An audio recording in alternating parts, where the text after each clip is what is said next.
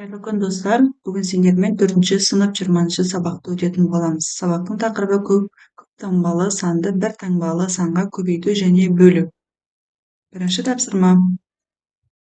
Есептеуді дұрыс орындасаң, мына сөздердің кім айтқанын білесің. Ол сөздердің мағынасын қалай түсінесің деп тұр. Бірінші, 218.645-ті көбейтеміз 3-ке, иә. 218.645-ті 3-ке көбейтетін болсақ, 655.935 шығады. Яғни, ол Абай Құнанбаев. 218.645-ті 3-ке көбейтетін болсақ, 655.935 шықты. Яғни, Абай Құнанбаев, егер ісің оңға басқанын қаласаң, ойланып барып кіріс деп тұр. Екінші, 239.125-ті 3-ке көбейтетін болсақ, 717.375, яғни Лев Толстой. Лев Толстой білімнің саны емес, сапасы маңызды, ең қажеттісін білмей-ақ өте көп білуге болады деп тұр. Яғни Лев Толстой мына сөзді айтқан болып тұр, Абай Құнанбаев мына сөзді сөйлемді айтқан болып тұр. Келесі тапсырма. Есептеудің өзіңе белгілі тәсіліне қара. Көп таңбалы сандарды есептеудің қалай орындалғанын түсіндір деп тұр. Бірінші, 203-ті 6-ға көбейтеміз. 3-ті 6-ға көбейтетін болсақ, 18, бірі ойда қалады. 6-ны 0-ге көбейтсек, 0 болады, ойдағы бірі түседі. Ал кейін 6-ны 2-ге көбейтетін болсақ, 12, яғни жауабы 1218. Келесі, 2003-ті 6-ға көбейтеміз. 3-ті 6-ға көбейтетін болсақ, 8 жазылады, бірі ойда қалады. 6-ны 0-ге көбейтсек, 0, ойдағы бірі түседі, 1 болып. Келесі, 6-ны 0-ге көбейтсек, 0 жазылады. Одан кейін 6-ны 2-ге көбейтсек, 12, яғни 12.018-ге тең. Келесі, 20.003-ті 6-ға көбейтеміз. 3-ті 6-ға көбейтсек, 8, бірі ойда. 6-ны 0-ге көбейтсек, ойдағы бірімен 1 жазылады. Келесі, 6-ны 0-ге көбейтсек, 0. Одан кейін 6-ны тағы 0-ге көбейтеміз, 0 болады. Ең соңғысы 6-ны 2-ге көбейтсек, 12, яғни жауабымыз 120.018-ге тең болады. Келесі тапсырма. Түсіндіре отырып баған түрінде есепте деп тұр. Бірінші, 2008-ді 6-ға көбейтеміз. Ең алдымен 8-ді 6-ға көбейтетін болсақ, 48, 8 жазылады, 4 ойда болады. 4-ті 6-ға көбейтсек, 0, ойдағымен 4 жазылады. 6-ны 0-ге көбейтсек, 0, 6-ны 2-ге көбейтсек, 12, яғни жауабы 12.048-ге тең. Келесі, 22.005-ті 3-ге көбейтеміз. 5-ті 3-ге көбейтсек, 5, бірі ойда болады. 3-ті 0-ге көбейтсек, 0, ойдағымен 1 жазылады. Келесі, 0-ді 3-ге көбейтсек, 0. Одан кейін 3-ті 2-ге көбейтсек, 6. Ең соңғысы 3-ті 2-ге көбейтсек, 6. Жауабы 66.015-ге тең. Одан кейін 10.507-ні 5-ге көбейтеміз. 7-ні 5-ге көбейтсек, 35. 3-і ойда. 0-ді 5-ге көбейтсек, 0, ойдағы 3 жазылады. Келесі, 25-ті 5-ге көбейтсек, 25. 2-сі ойда жазылады. 0-ді 5-ге көбейтсек, 0, ойдағы 2 жазылады. 1-ді 5-ге көбейтсек, 5. Жауабы 52.535. Келесі, 7-6-ны 6-ға көбейтеміз. 6-ны 6-ға көбейтсек, 36. 3-і ойда. 0-ді 6-ға көбейтетін болсақ, 0, ойдағы 3 жазылады. 0-ді тағы 6-ға көбейтсек, 0, 6-ны 7-ге көбейтсек, 42. Жауабы 42.036-ға тең болады. Келесі, 3-ші тапсырма. Есептеудің өзіңе белгілі тәсілін қара. Көп таңбалы сандарды есептеудің қалай орындалғанын түсіндір. Қысқаша жазбаша қалай орындалады, жазба қалай орындалады деп тұр. Бірінші, 1200-ді 6-ға бөлеміз. 1218-ді 6-ға бөлеміз деп тұр. Алдымен мына 12-нің ішінде 6 саны 2 рет бар. Яғни 2-ні 6-ға көбейтсек, 12 болады. 12-ден 12-ні азайтсақ, 0, сосын 1 түседі мына жерге. 1-дің ішінде 6 0 рет бар, 0 жазылады. Одан кейін 8 саны түседі, 18-дің ішінде 3, 6 3 рет бар. Сонда жауабымыз 203-ге тең болады. Келесі, 12.018 бөлеміз 6-ға. Дәл бірінші есеп сияқты 12-нің ішінде 6 2 рет бар. Оны жазамыз. 12-ден 12-ні азайтамыз, сосын 0 түседі. 0-дің ішінде 6 0 рет бар. Келесі, 1 саны түседі. 1-дің ішінде 6 тағы 0 рет бар. Келесі, 8 саны түсіреміз, сонда 18-дің ішінде 6 3 рет бар. Жауабы 2003-ға тең. Келесі 120.018 санында 6 неше рет бар болып тұр, иә. Жаңағы есептер сияқты 12-нің ішінде 6 2 рет бар. 0-дің ішінде 6 0 рет бар. Тағы 0-дің ішінде 6 0 рет бар. 1-дің ішінде 6 0 рет бар. Ал 18-дің ішінде 6 3 рет бар. Жауабы 20.003-ге тең болады. Келесі тапсырма. Түсіндіре отырып жазбаша түрде есепте тексер деп тұр. Бірінші 2010-ды 2-ге бөлеміз. 2-нің ішінде 2 1 рет бар. 0-дің ішінде 2 0 рет бар. 1-дің ішінде 0 2 0 рет бар. Ал 10-ның ішінде 2 5 рет бар. Жауабы 1005-ге тең болады. Ал 1005-ті 2-ге көбейтетін болсақ, яғни 5-ті 2-ге көбейтсек 10 болады бір ойда. 2-ні 0-ге көбейтсек 0, ойдағы бірі жазылады. Келесі 0-ді 2-ге көбейтсек 0, 2-ні 1-ге көбейтсек 2, жауабы 2010 шығып тұр. Келесі 2, 15.012-ні 2-ге бөлетін болсақ, 15-тің ішінде 2 7 рет бар. 1 түседі, сосын 10-ның ішінде 2 5 рет бар. Сосын 1-дің ішінде 2 0 рет бар. Ал 12-нің ішінде 2 6 рет бар. 7506 оны 2-ге көбейтетін болсақ, 15.012-ге тең болады. Келесі 60.018-дің ішінде 3 неше рет бар деп тұр. Бірінші 6-ның ішінде 3 2 рет бар. 0-дің ішінде 3 0 рет бар. Тағы 0-дің ішінде 3 0 рет бар. 1-дің ішінде 3 0. Ал 18-дің ішінде 3 6 рет бар. Жауабы 20.006-ға тең болады. Оны 3-ге көбейтетін болсақ, 60.018-ге тең. Келесі 12.006 санын 3-ге бөлдік, иә. Сонда 12-нің ішінде 3 4 рет бар. 0-дің ішінде 3 0 рет бар. 0-дің ішінде 3 0 рет бар. Ал 6-ның ішінде 3 2 рет бар. Яғни 4-ның 2-ге тең. Оны 3-ге көбейткенде 12.006 шықты. 105.432-ні бөлеміз 4-ке, иә. 10-ның ішінде 4 2 рет бар. 8 10-нан 8 ізет 2 қалады. Сосын мына жерде 5 саны түседі. 25-нің ішінде 4 6 рет бар. 24 болады. Сосын 14-дің ішінде 4 3 рет бар. 12 болады. 12-ден 14-тен 12-ні азайтсақ 2, төбеден 3 түседі. 23-тің ішінде 4 5 рет бар. Сосын 20-ны азайттық, 32 қалды. 32-нің ішінде 4 8 рет бар. 26.358 14-ге көбейтетін болсақ, 105.432 болады. Келесі 615.615 бөлеміз 3-ге деп тұр. 6-ның ішінде 3 2 рет бар. 1-дің ішінде 3 0 рет бар. 15-тің ішінде 3 5 рет бар. 6-ның ішінде тағы 2 рет. 1-дің ішінде 0 рет.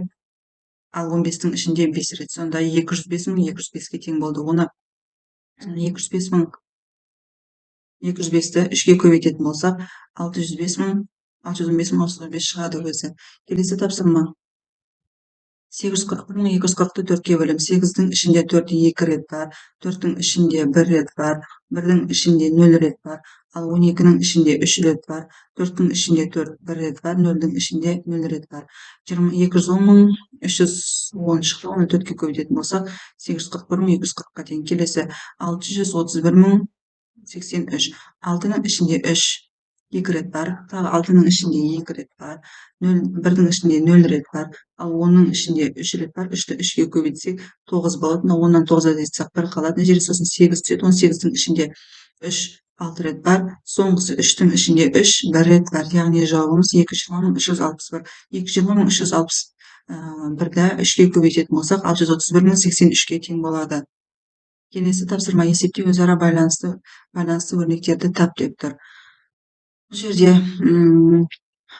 мысалы мынаның бөлсек, осының жауабы басқа бір кез келген бір санның көбейтіндісіне тең болуы мүмкін. Енді осы 552.924-ті 3-ке бөліп көреміз. 5-тің ішінде 3 1 рет бар. Тағы 5-тің ішінде мысалы 552.924-ті 3-ке бөлгенде 184.308 шығып тұр. Енді мына жауапқа тура келіп тұр, иә. Сонда мысалы 184.308-ді 3-ке көбейтсек 552.924. Сонда мына мен мына екеуі тура келіп тұр. Келесі 161.198-ді 2-ке бөлетін болсам, 80.059-ға тең болды. 80.059-ды 2-ке көбейтетін болсақ, 161.198. Яғни мына 161.198 пен 80.589 келіп тұр. Келесі 42.772-ні 4-ке бөлетін болсақ, 10.699 шықты.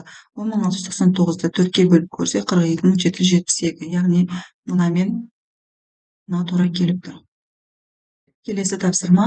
Мектеп кітапханасының кітап қорын толтыру үшін әрқайсысы 932 теңгеден 8 сөздік, ал 1758 теңгеден 5 энциклопедия және 784 теңгеден 7 ертегілер жинағы сатып алынды. Кітаптарды сатып алу үшін барлығы қанша ақша жұмсалды деп тұр. Мен барлығын жеке-жеке жазып алдым. Сөздіктерді 930 теңгеге 8 данасын алды. Энциклопедияны 1758 теңгеден 5 данасын алды. Ертегілерді 784 теңгеден 7 данасын алды. Бізге барлығы керек. Енді сөздіктер бір штугы 932 теңге, оны 8 данасын алып 8-ге көбейттім. Ал энциклопедия бір штугы 1758 теңге, оны 5-ге көбейттік.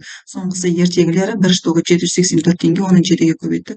Барлығын көбейтіп қосқанда 21.734 шықты. Жауабы барлығы 21.734 теңге ақша жұмсалды. Келесі 6-шы тапсырма. Бұл жерде амалдардың орындалу ретін анықта және есепте деп тұр. Бірінші бөлу орындалады, одан кейін көбейту, одан кейін бөлу, үшінші, одан кейін төртінші оны көбейтеміз, одан кейін барып азайту 5, алтыншы қосу, жетінші азайтамыз. Бірінші 98-ді 9-ға бөлсек 2, осы 2-ні 50-ге көбейтеміз, 100. Сосын үшінші амалымыз 54-ті 18-ге бөлеміз, 3 шығады. Сосын одан шыққан жауапты 26-ға көбейтеміз, 78. Сосын мына жердегі мынадан азайтамыз 78-ді. Сонда 100 шықты, одан 78-ді азайтсақ 22. Осы 22-ге қосамыз, мына бөліп көбейткен мәнге. Сонда 100 шығып тұр. 100-ге тең болып тұр. Осыдан азайтамыз, мына 7-ші 77, сонда 23-ге тең болады. Келесі екінші. Бірінші көбейту амалы, одан кейін мына жерге көбейту, сосын үшінші азайту, төртінші қосу, бесінші қосу, алтыншы азайту болады. Бірінші 29-ды 3-ге көбейтетін болсақ 87, мынаны есептеп алдық. Одан кейін 19-ды 4-ге көбейтіп 76. Сосын мынаның шыққан мәнінен азайтамыз 49-ды. Азайтып алдық, 38-ге тең, оған қосамыз 27-ні 65 шығады. Ал одан азайтамыз. Сосын 65 шығады, сосын 2-нің көбейткенсін қосамыз, 141, одан азайтамыз 59-ды, жауап 82-ге тең болады. Келесінде 3. Бірінші көбейту амалы, одан кейін бөлу амалы, одан кейін көбейту амалы, үшінші, төртінші болып азайту, бесінші болып қосу, алтыншы болып тағы қосу, жетінші болып қосу болады. Бірінші 13-ті 7-ге көбейтеміз 91, одан кейін 81-ді 27-ге бөлеміз 3, оның шыққан жауабын 18-ге көбейтеміз 54 болады. Одан кейін мына жерде 91 шықты, мына 2, одан азайтамыз 69-ды 22. Осы 22-ге 46-ны қосамыз 68, сосын 68-ге қосамыз, мына үшеуінің мәнін 54, яғни 22-ге тең болады. 22-ге соңында 14 қосатын болса 139-ға тең. Төртінші. Бірінші бөлу, одан кейін көбейту, одан кейін тағы бөлу, үшінші, төртінші азайту, 5 қосу, 6 қосу амалы. Бөліп алатын болсақ 4-ке тең болады. Оны 23-ге көбейттім 92. Үшінші амалымыз бөлдік, 4-ке тең болды. Сосын жерде мына үшеуінен шыққан мәнін 43-тен азайтамыз 49-ға тең. Оған қосамыз мынаның мәнін 4, яғни 53. Осы шыққан санға қосамыз 96-ны 149-ға тең болады. Келесі 7-ші тапсырма. 660 теңгеге альбом, бояу және қарындаш сатып алғаны белгілі. Альбом мен бояуға 585 теңге, ал бояу мен қарындашқа 300 теңге төленді. Альбом, бояу және қарындаш жеке-жеке қанша теңге тұрады деп тұр. Бізге берілген альбом, бояу, қарындаш. Енді барлығы 660 теңге болып тұр. Ал альбом мен бояу 585 теңге, бояу мен қарындаш 300 теңге болып тұр. Бізге табу керек жеке-жеке. Қайсы неше теңгеден? Бірінші барлығының сомасын азайтамыз. Мысалы 660 теңгеден азайтамыз. Альбом мен бояудың ақшасын 585 теңге. Сонда 75 теңге қалды. Яғни қарындаш 75 теңге. Келесі барлық сомадан азайтамыз. Бояу мен қарындаштың ақшасын 300 теңге. Сонда 360 теңге қалды. Яғни альбомымыз 360 теңге. Енді келесі 300 теңге. Бұл 300 теңге бояу мен қарындаштың ақшасы. Одан азайтамыз қарындаштың ақшасы. Сонда бояудың ақшасы 225 теңге. Жауабы альбом 360 теңге, бояу 225 теңге, қалам қарындаш 75 теңге. Келесі 8-ші тапсырма. Периметрлері 8 сантиметрге тең екі түрлі төртбұрыш сыз. Осы тік төртбұрыштардың ауданын есепте және оларды салыстыр депті. Периметрі 8 сантиметр болатын екі түрлі төртбұрыш сызуымыз керек. Яғни бірінші тік төртбұрышымыздың ұзындығы 3 сантиметр деп алдық, ал бойы 1 сантиметр деп алдық. Ал екінші төртбұрыштың екі жағы бірдей, яғни 2 сантиметрге тең. Біріншісінің периметрін табу үшін осы екеуін көбейтіп, ұзындық пен енін көбейтіп, оны 2-ге көбейтеміз, яғни 3-ті 1-ге көбейтсек 4 болады, оған 2-ні көбейтсек 8 сантиметр квадратқа тең болады. Екіншісінің периметрін табу үшін екеуін көбейтіп, қосып 2-ге көбейтеміз. Сонда жауабы 8 сантиметр квадрат. Ауданын табу үшін ұзындықты еніне көбейтеміз, яғни аны б-ға көбейтеміз. Бірінші тік төртбұрыштың ауданын табатын болсақ, 3-ті 1-ге көбейтсек 3 сантиметр квадрат болады. Ал екіншісінің ауданын табатын болсақ, 2-ні 2-ге көбейтеміз, 4 сантиметр квадратқа тең болады. 9-ші тапсырма. Мектеп кітапханасындағы бірінші сөреде 5 кітап, ал екінші сөресінде 10 кітап тұр. Оқырмандар бірнеше кітапқа тапсырыс берді. Егер сөреде 9 кітап қалса, онда қанша кітапқа тапсырыс берілді? Бірінші сөредегі барлық кітаптар орында қалуы мүмкін бе?